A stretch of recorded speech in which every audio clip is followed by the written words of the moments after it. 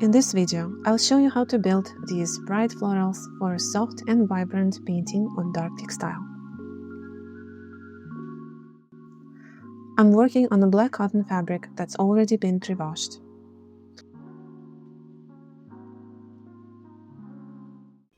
Once the pattern is lightly marked, I start painting from the top flower and moving downward.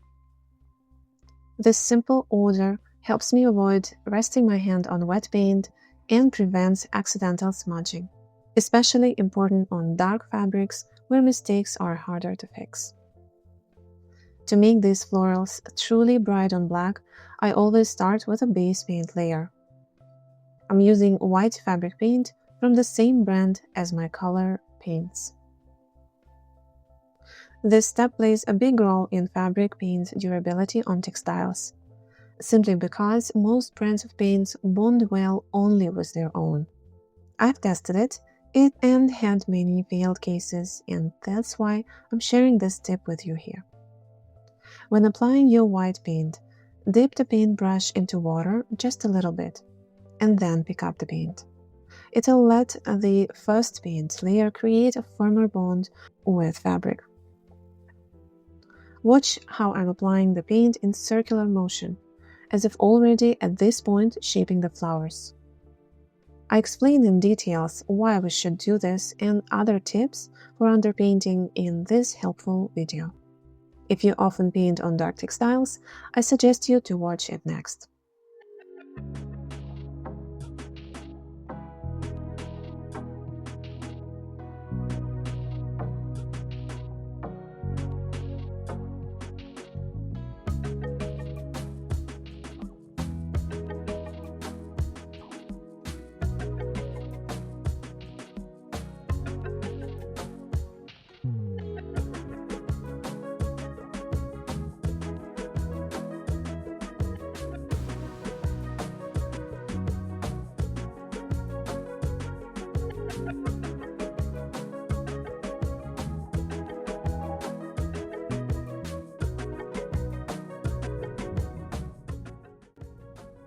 I've changed the brush to help me create smaller details like leaves and branches. The colors selected for this design are opaque standard colors as well as glitter and metallic fabric paints. A little shimmer can add a bit of playful accents to home decor. All materials like brushes and fabric paints that I recommend I'll leave for you in the video description. It's time for the second paint layer. On these roses, pink base coat serves as a primary shade. I have added a deeper red color to accent the depth. Since this design is somewhat whimsical, do not overwork your brush strokes. Each additional layer must also be applied thinly.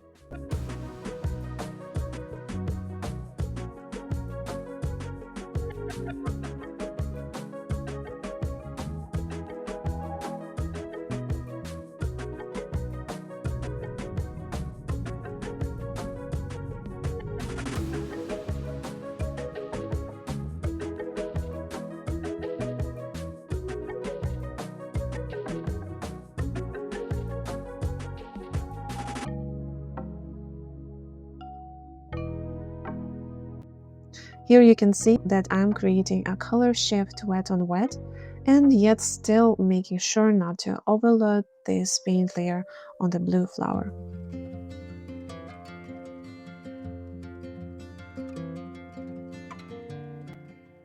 I'm following the same technique on the purple rose. If this method feels confusing to you, use individual colors simply by layering them once the previous one is dry. Layered flowers always ask for lots of patience and time, so you can feel free to use a hairdryer to help speed up the process. Gentle brush strokes of white help in adding the highlights and visual dimension to roses.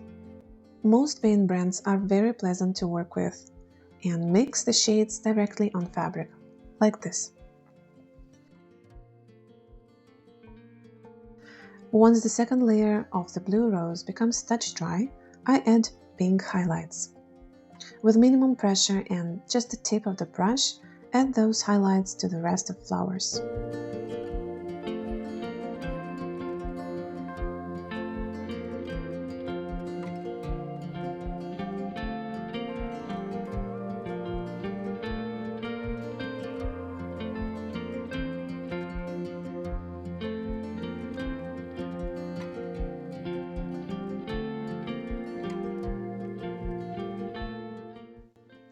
Play with your imagination and add darker accent swirls to light-colored roses.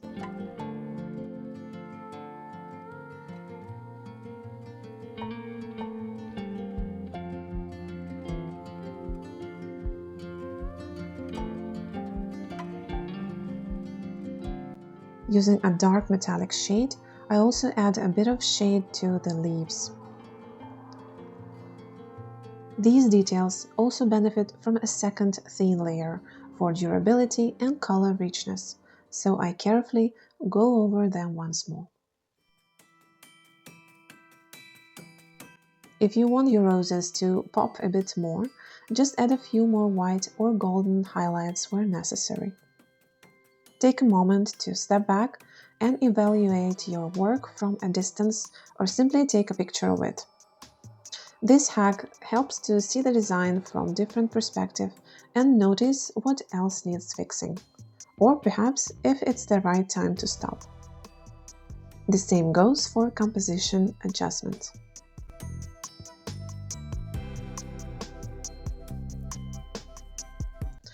And the last step, which in my opinion helps the entire design to come together, is adding a few paint splatters.